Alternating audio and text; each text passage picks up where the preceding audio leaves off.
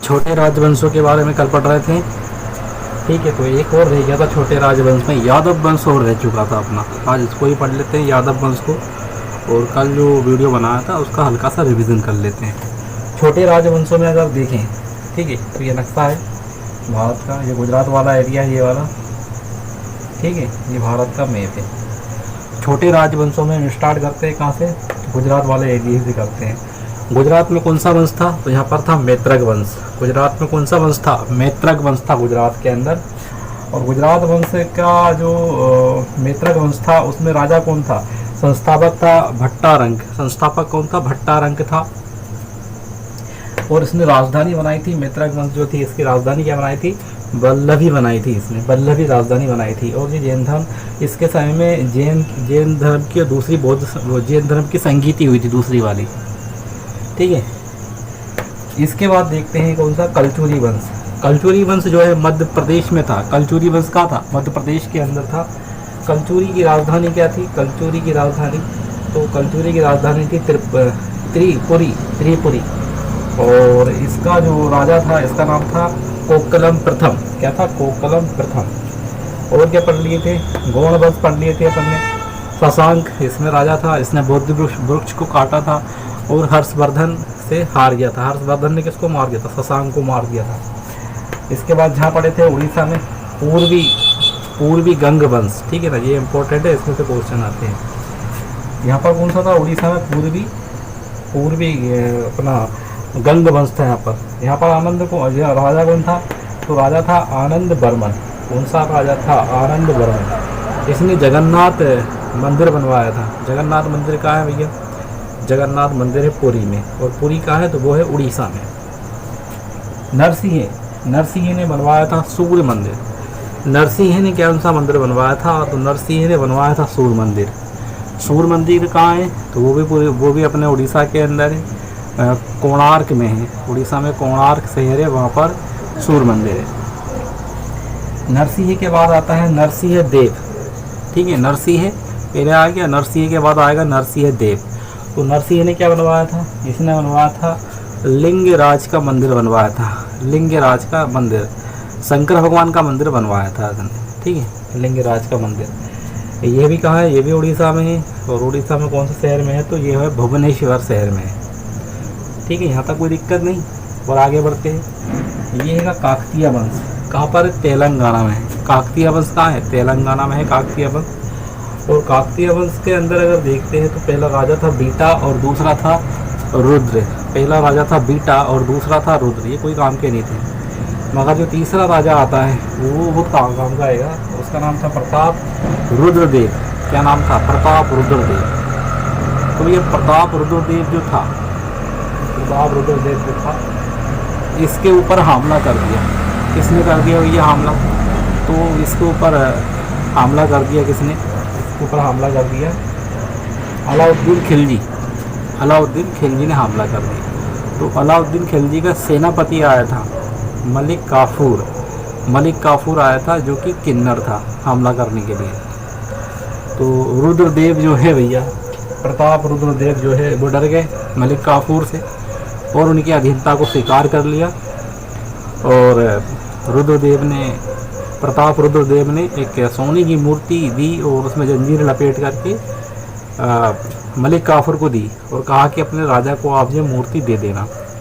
और कोहिनूर हीरा, जो कोहिनूर हीरा होता है, कोहिनूर हीरा भी किसने दे दिया था। कोहिनूर हीरा कहाँ पर था, तेलंगाना में था।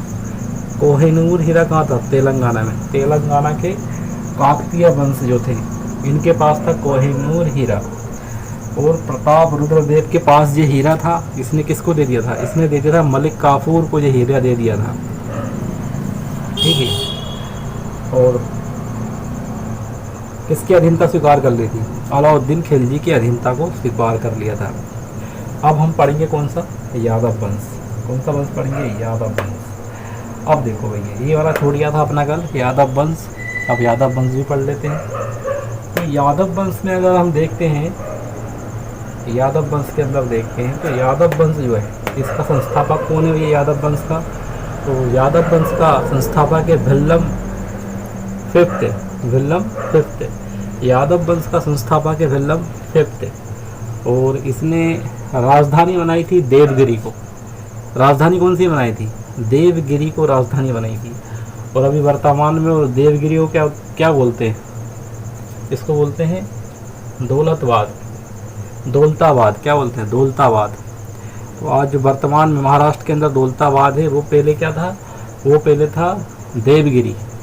ठीक है, किस वंश की राजधानी थी? देवगिरी। भिल्लम ये थी, ये वाले वंश की। यादव वंश की राजधानी कौन सी थी? यादव वंश की राजधानी थी देवगिरी।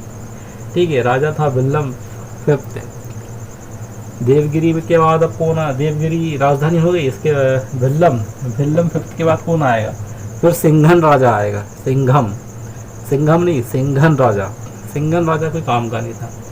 सिंघम राजा के बाद आएगा रामचंद्र देव। सिंघन के बाद कौन आएगा? रामचंद्र देव।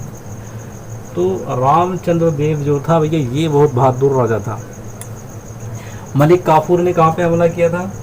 अपने काकतीय वंश पे हमला कर दिया था। और कहाँ पहुँच गया था मलिक काफूर? हमला करके फिर ये पहुँच गया था वापस महाराष्ट्र के एरिया में।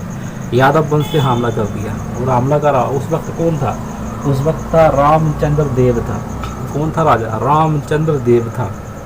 तो भैया रामचंद्र देव ने युद्ध लड़ा। रामचंद्र देव ने युद्ध लड़ा, तो बहुत बहादुरी से युद्ध लड़ा।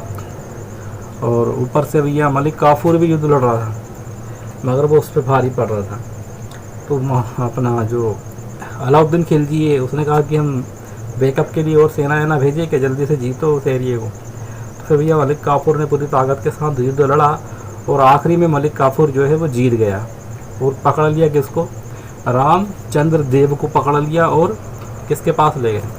उसको ले गए अलाउद्दीन खिलजी के पास लेकर के चले गए। चारों तरफ से तलवार निकाल लेगी, उसको बीच में बैठा दिया। अलाउद्दीन खिलजी बोलते हैं,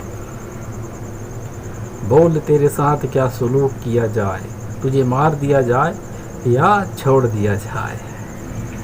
तो रामचंद्र जो थे भैया, रामचंद्र देव एक योद्धा थे। तो रामचंद्र देव ने कहा कि भैया मेरे साथ जो है ना राजाओं की तरह सलूक करो। तो उन्होंने कहा कैसा सलूक करें?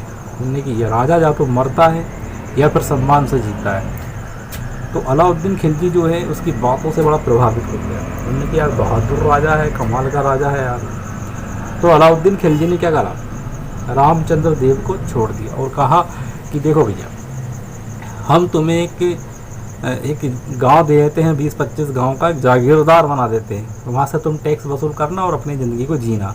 और उसको छोड़ दिया। तो इस तरीके से भैया वो अपनी जीवन को यापन करने लगा। ठीक है ना। तो बहादुर लोगों की बात अलग होती है। जैसे अपन देखते हैं कर्ण को। किसको? कर्ण को। तो कर्ण को देखो, उससे कवच और कुंडल भी छीन लिया कर्ण को। और कर्ण को पता था कि अर्जुन का जो रथ चलाने वाला है, ठीक है, वो कौन है? वासुदेव श्री कृष्ण है। तो कर्ण को पता था कि मैं हार जाऊंगा। वह कर्ण को क्या पता था? कि मैं हार जाऊंगा। इसके बाद भी वो युद्ध लड़ा। ठीक है ना। उसको बोलते हैं बहादुरी।